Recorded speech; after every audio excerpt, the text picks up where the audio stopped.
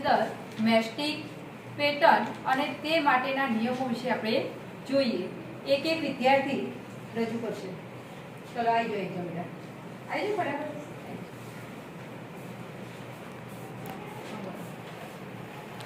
દેખાય નજીક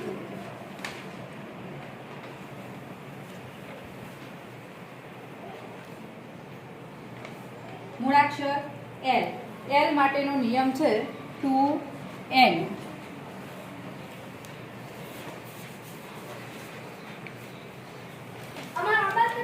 તન્વી બેને શું બનાવેલું છે? ત્રિકોણની મેસ્ટિક પેટર્ન બનાવેલી છે.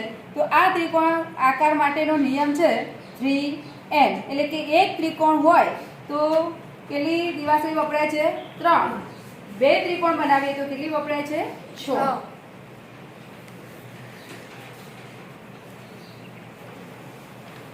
ખુશી.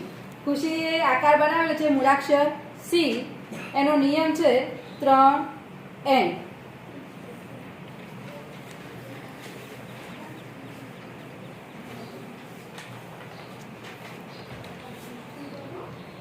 અસ્મિતા.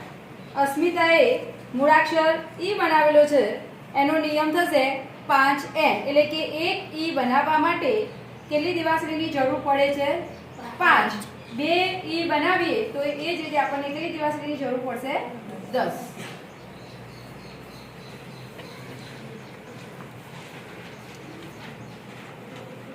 સરસ. સંજનાએ બનાવેલું છે સમાંતર બાજુ ચતુષ્કોણ. સમાંતર બાજુ ચતુષ્કોણની અંદર આપણે એક ચતુષ્કોણ બનાવીએ તો એના માટે નિયમ થશે 4n.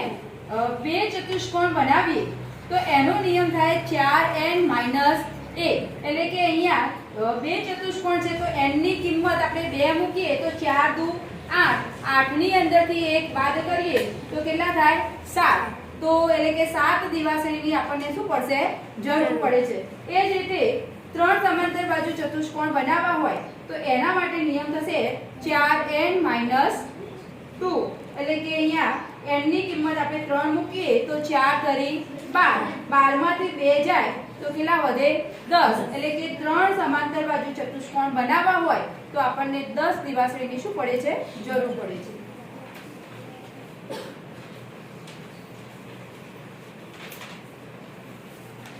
ચલો સરસ. કિસ્મતે મૂળાક્ષર ઝેડ બનાવેલો છે અને એના માટેનો નિયમ છે 3n. એટલે કે એક ઝેડ બનાવવા માટે 3 દિવાસળીની જરૂર પડે છે. બે ઝેડ બનાવવા માટે કેટલી દિવાસળીની જરૂર પડે છે? 6 દિવાસળીની જરૂર પડે. 3 ઝેડ બનાવવા હોય તો 9. તો આવી રીતે આપણે આગળ પણ ચાલી શકીએ છીએ.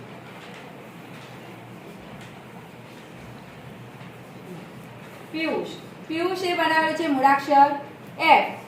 એના માટેનો નિયમ થશે 4n. એટલે કે એક f બનાવવા માટે આપણને કેટલી દિવાસળીની જરૂર પડી?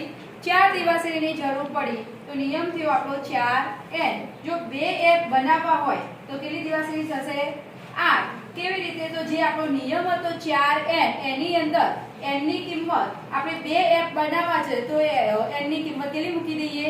2 મૂકીએ તો 4 દુ 8. તો આવી રીતે આપણે આગળ પણ ચાલી શકીએ.